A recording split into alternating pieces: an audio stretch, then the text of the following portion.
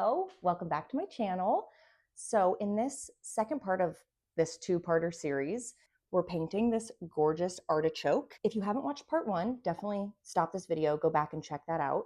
That was going into base layers and how to paint complementary colors next to each other without them getting muddy. So in part two, in this video, we're gonna go a little bit deeper and start building up our details and punching up that vibrancy and really making sure those colors that should not live in harmony do. There's not much more I don't think that needs to be said. Let's get right into it. Okay, so now that all of our base layers are completely dry, we're going to go in and start building up a little bit more of the depth and the details where we see like the ridges and the lines, and that'll start making this look even more three-dimensional.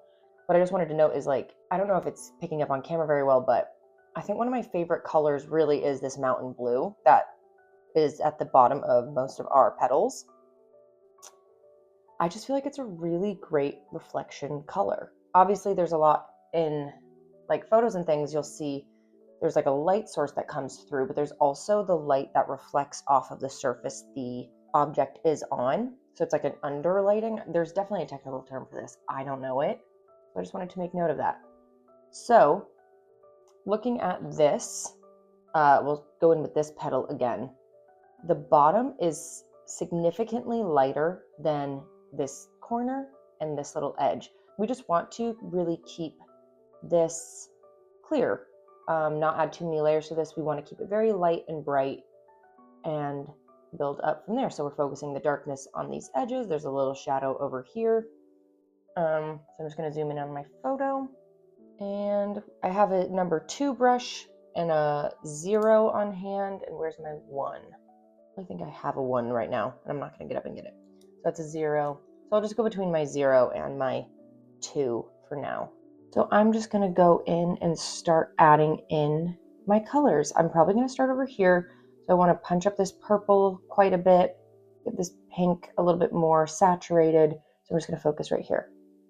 So that purple is going to be that royal purple that I have in a tube. And I'm just going to start getting that activated again and water it down. And then we're just going to start building up our second layer.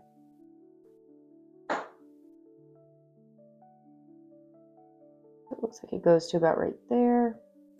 Clean off the brush.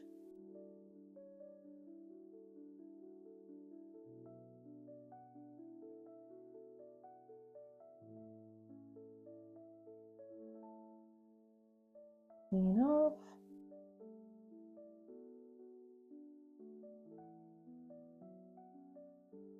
So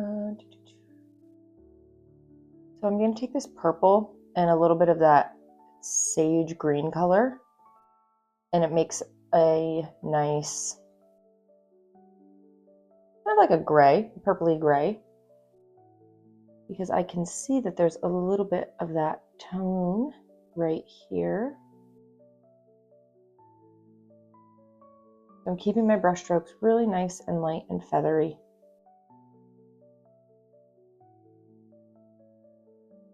And then I'll go into my pink. I might even really focus on the pink for a second. I'm going to go in between just the straight up pink and the one that's a little bit more red, and focus it on the edge. It goes to about here. This is one of my favorite techniques where I lay down my dried pigment from my palette that has dried, and then I use just a lightly damp brush to move that around on the actual painting surface. So I'm not using a lot of watered down paint from my pans for this application. And just buff it down.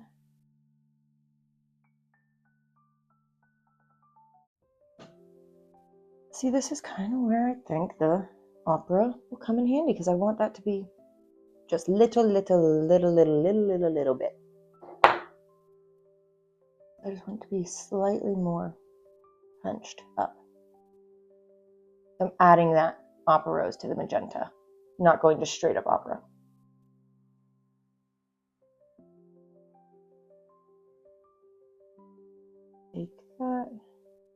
and blur it down.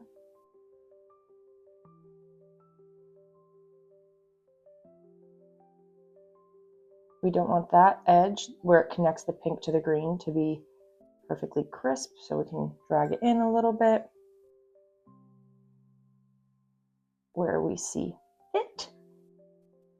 And I can see down here, this edge doesn't actually end up being, it's not too pink, so I'm going to go in and add in this green color that I see.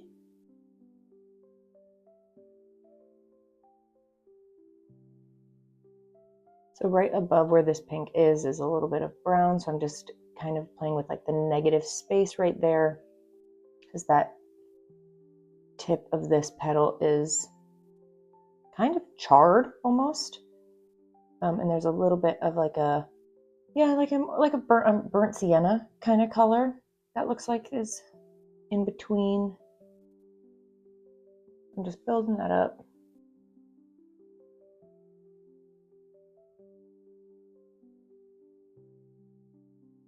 Making sure to really continue to notice where the highlights are really coming in, where they're prominent versus not. So I'm using a clean brush to scrub away any leftover paint and just removing that with a paper towel. I'm going to take a very concentrated bit of paint right on my brush, cleaning that off and using a dry brush to buff out that color. And I want it to be a little bit more orangey.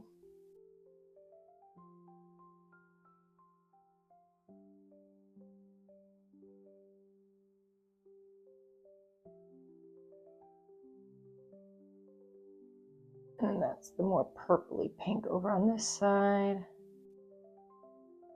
We're just watching the tones and making note of those colors that we see in our reference photo.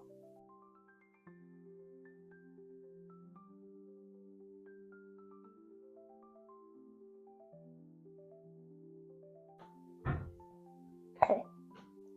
We'll kind of leave it at that stage for now until we add in more of this, the rest of the petal. But I might go in with a smaller brush. That was a 0. Let's go in with a 3, 0. So this is where I'm going to go into my brown that I've been saving over here. So it's a little charred up here.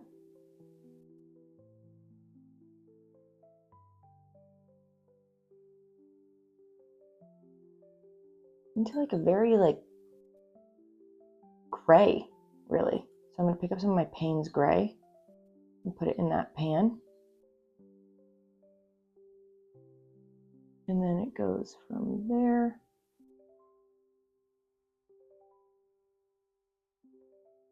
following that edge.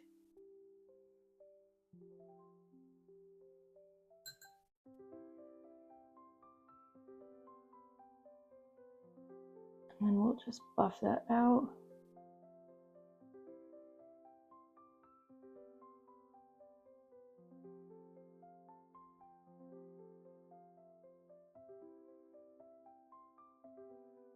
And on this peak, and there's a little bit more golden actually right there. I'm taking like, it looks like a little mustard mix. I don't know what that is, but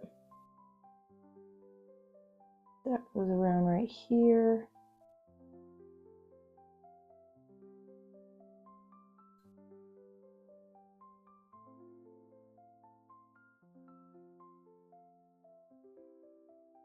So we're really trying to focus in on what this shape would look like in a 3-dimensional space.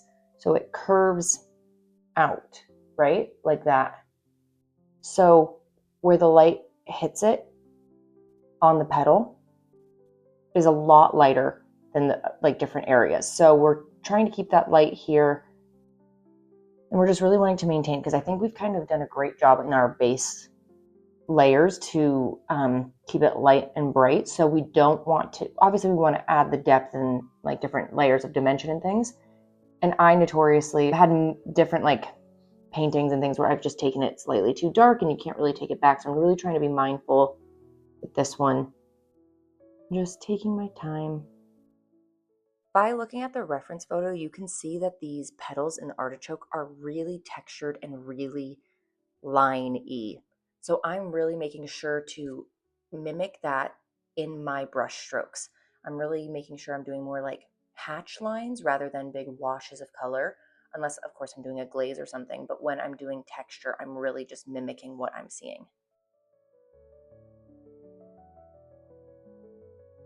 A little cooler toned on this side. Just a little rainbow over here.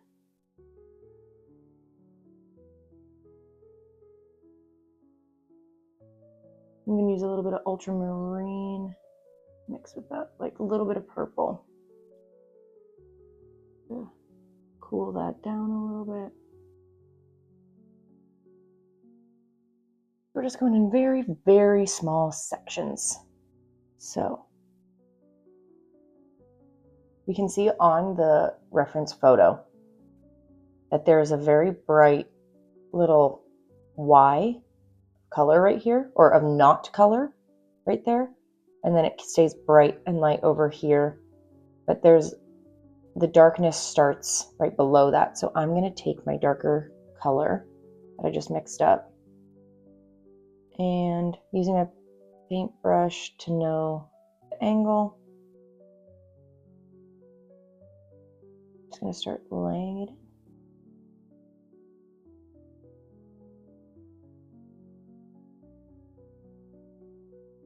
So we'll start by doing that concentrated amount of paint, clean off the brush,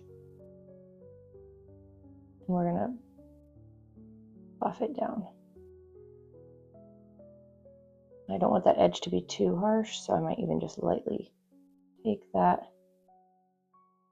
I need a bigger brush, go back to the 0. Yep.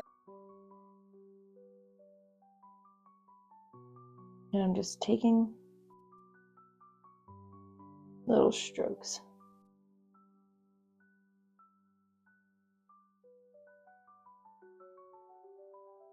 But making sure to avoid the bottom.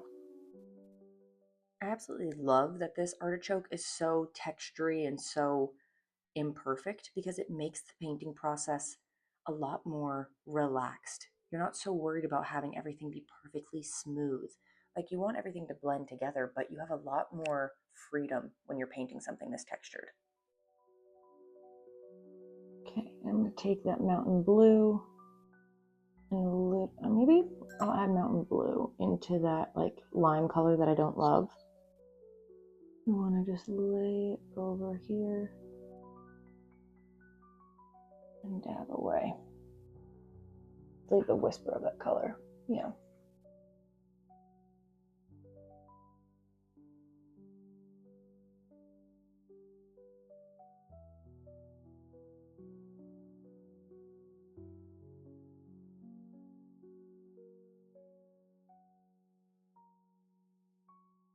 I'm kind of repeating what I did in the first layer, but just in more concentrated and deliberate areas. Like I'm avoiding that area until I'm ready to add more color to it. And notice the direction of my lines and paint strokes as I'm painting, whether I'm buffing or laying down my first line to create those divots. I'm always following the shape of this petal to really enhance the three-dimensional shape. There's some pretty deep crevices that go throughout. I'm just laying that down by taking my more concentrated amount of paint and just sweeping that on where I see it. Clean off my brush and just blur along the edges and then tapping out the excess.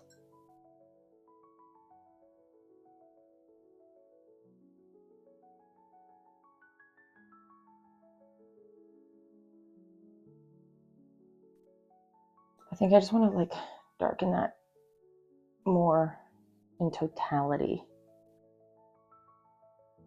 Darker. So here I'm just painting down a light wash of a more limey, minty green, and then I'll end up transferring over to my mountain blue wash and combining those two together. So they're both going to be wet at the same time, so then they can blend seamlessly. I'm keeping that bottom edge free of color. I just cleaned off my brush. I'm not really adding more in.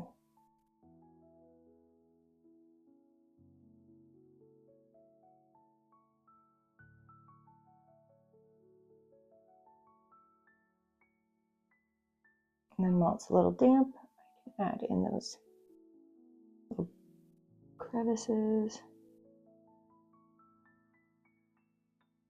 There's like a little bit of orange right here.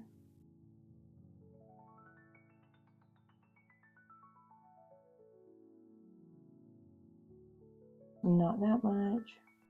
We can remove that. And the pink goes down just slightly lower here.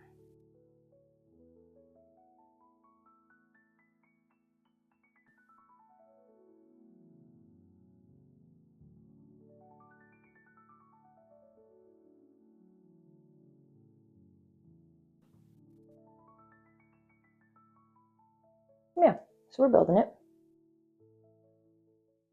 Off camera, I mixed together a kind of a yellow shade, and we're just taking that to make the pink and the green section just more cohesive. Since yellow falls in between both red and green on the color wheel, it's a good way to blend these two colors together. You want to find the commonality between the two, and since they're complete opposites on that color wheel, you wouldn't be able to combine them together in their normal states. You have to have that middle ground. And yellow can play into pinks really nicely and tint them a bit orange. And then also the same with the green and tint that a bit more yellow green. And we wouldn't want to go the opposite way to the purple tone, which also lies in between red and green, because purple is still a contrasting color to green and would just make that muddy and not result in what we're after. Also, you're looking at the reference photo and that just wouldn't make sense in this circumstance, but that's just for a more general idea. So you just want to be careful with it, but it's an easy way to combine two areas that are opposites on the color wheel. So with this layer, we're really defining those deep crevices that are in artichoke leaves. To do this, I add depth to these crevices by laying down a stronger concentration of pigment right along that curve. And then after rinsing and blotting my brush on the paper towel I have handy, I just gently blend over that edge with that damp brush just to soften it out a bit. Sometimes when it is damp, I'll even go in and take even more concentrated pigment to just really redefine that central line, and that helps create a natural three-dimensional look.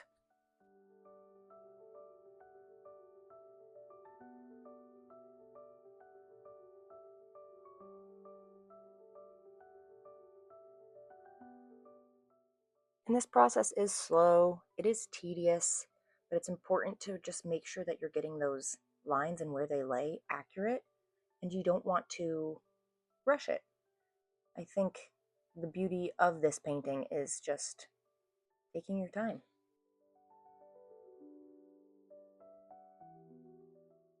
You'll see there's something that I do in a lot of my paintings is I will also just lay down a really concentrated pocket of paint, and then I'll just use the dampness of my brush to move that around rather than relying on knowing exactly how much wet paint I have on my brush and the amount of water. I kind of do the work on the paper rather than the work in the pans or on my brush.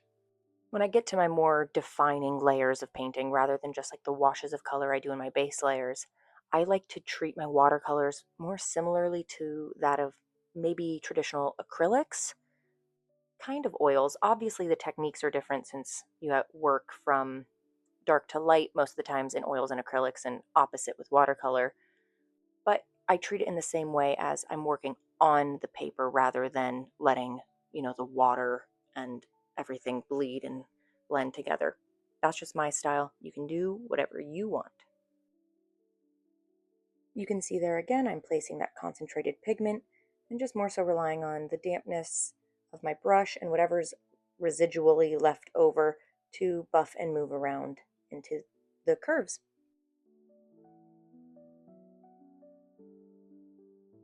So I'm going in there with one of my new favorite colors, Mountain Blue. Highly recommend adding that to your kit if you don't have it, by the way. And I am just using that to tint the color that I'll be using for the curves towards the bottom of the leaf, since the reflection from like the tablecloth in my reference photo was more blue. So I'm not going in with the regular green that I had already pre-mixed. I tint as I go.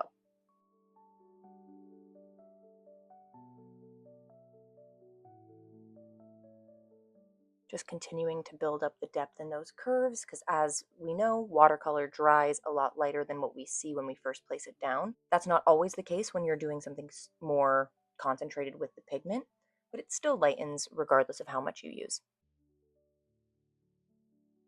And I actually love when my mixes dry in my pans, even like on the edges. I'll really utilize that dried paint when I really want to create a really dark amount of color with not so many layers.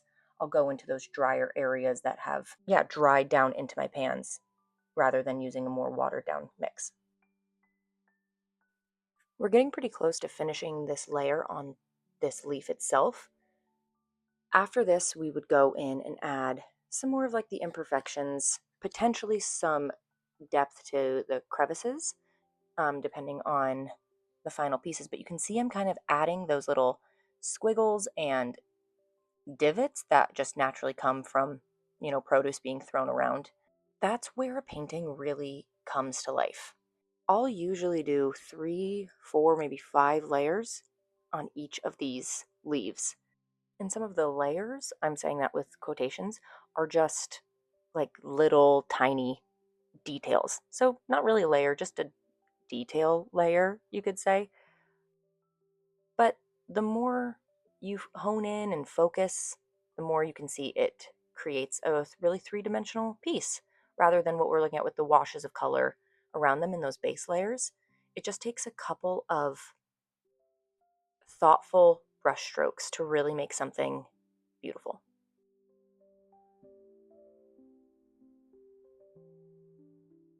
And you'll notice all of my brush strokes are going in the direction of the leaf.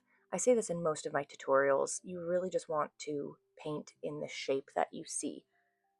I wouldn't go horizontally side to side unless that's what I'm seeing. And there are some of those brush strokes that I'll put in there if you've seen my final piece, but that you'll notice is specifically for little cuts or bruises that are not natural to the artichoke.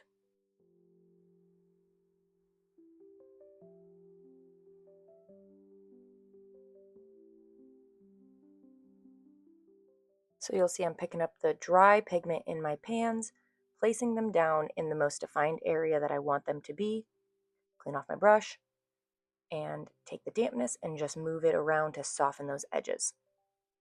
So that's just going back and forth, pigment to paper, clean off your brush, soften the edges.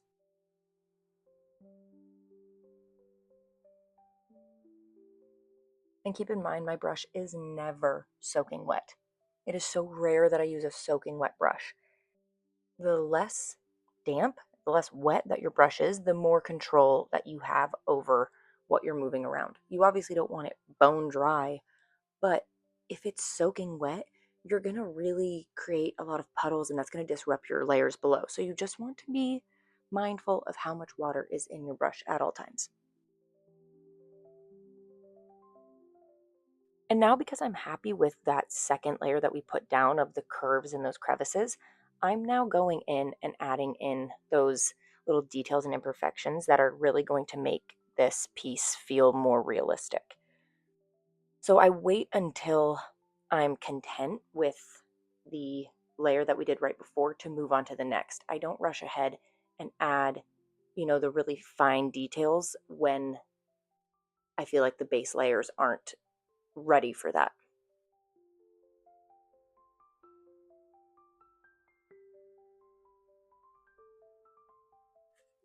And I love to go in and use a paper towel to leave the remnants behind of the paint.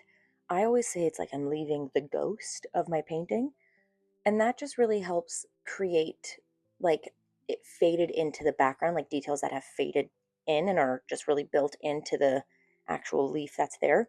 If you've done like faux freckles on your face and you know you put down really concentrated amounts of like the freckle or like the eyeliner on your face and you take your finger and tap it out, that's the same thing that I'm doing with paper towel.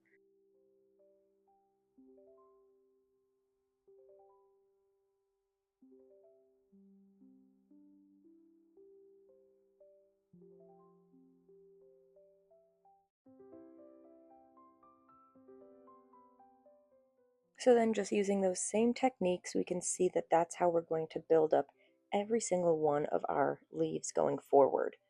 I treat each of my leaves as their own painting.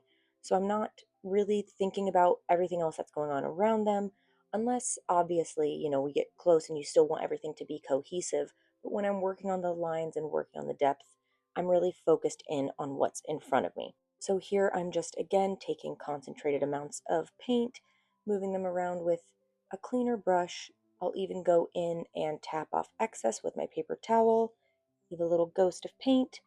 So all the techniques are the same. We're just being mindful of the colors that we're placing down so it can stay cohesive with our base layers.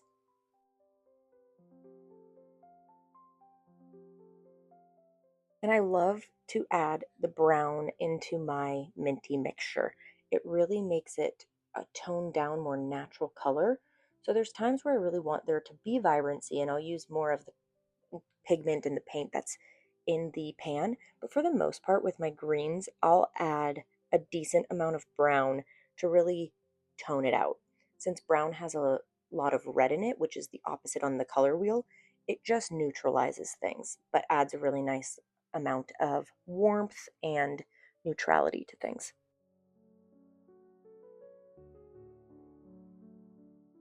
So while that area is damp from the little wash of color I just did before, I'm taking a really fine amount of my dried pigment and going through and adding that in. This is also an easy way to let things bleed and create that three-dimensional characteristic that I added before by taking my clean brush on the more concentrated pigment. This is doing that kind of in the reverse, but you just want to make sure that that wash of color that you have placed down is not soaking wet. It needs to be a really light amount of dampness for that to work.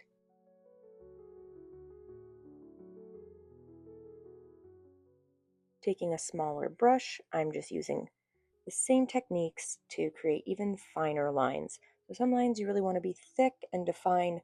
Some are more there for texture and to create more depth in the background.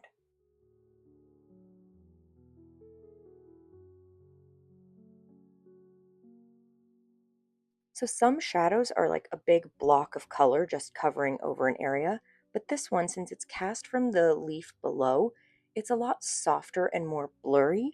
So I'm just taking those same techniques and drawing little hash lines and buffing that up in that same direction to create this shadow.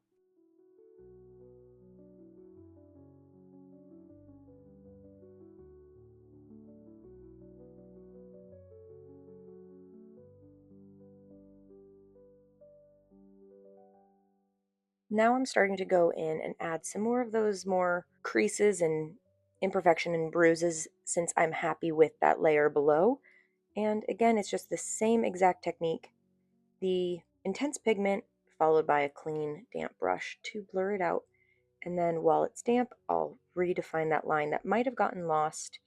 And I'm just going to continue that over the surface of this leaf.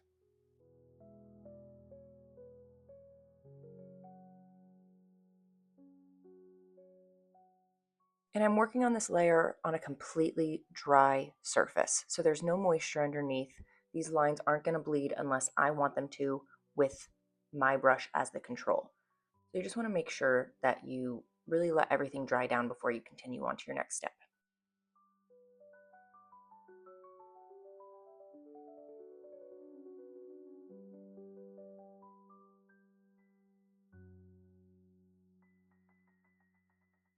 At this point, I'm kind of repeating all of the same techniques to cover the rest of my leaf surface area. Concentrated pigment, and then blurring it out with a damp, clean brush, and then just creating those crevices, adding in details, and just buffing and blurring as I go. It's little by little, it's tedious, but it all comes together. I don't feel like there's much more that I can share with you that won't be repetitive and annoying for you to listen to. So I'm just going to leave you with some music and let you watch the leaf come together. So please make sure to like and subscribe and comment and let me know if you have any questions or anything that you'd want to see next. I'd be happy to film some of those videos for you. I hope you got a little bit of insight into how I create realistic watercolors. And it'd be cool if you guys give it a try. Thanks so much for watching. See you in the next one. Bye.